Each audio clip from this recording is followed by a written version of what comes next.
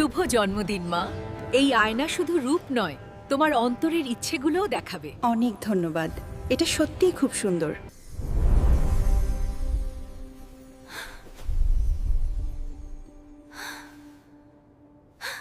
আয়নার নির্দেশ অনুসরণ করে লীনা গভীর জঙ্গলে প্রবেশ করল।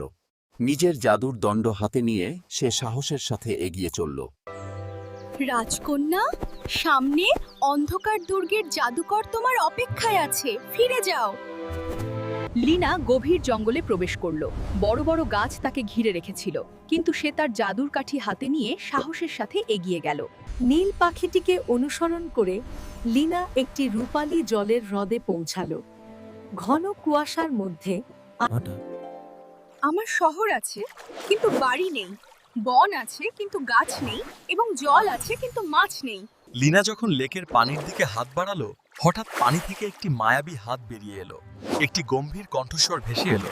লীনাকে লীনা চাবিটি দরজার চাবির ছিদ্রে ঢোকানোর সাথেই একটি জাদুকর শব্দসহ বিশাল দরজাটি ধীরে ধীরে খুলতে শুরু করলো।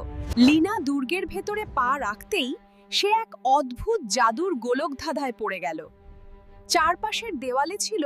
লীনা তার সোনালী চাবি হাতে নিয়ে বিশাল দুর্গের দরজার সামনে দাঁড়িয়েছিল। সে চাবিটি গর্তে প্রবেশ করানোর সাথে সাথেই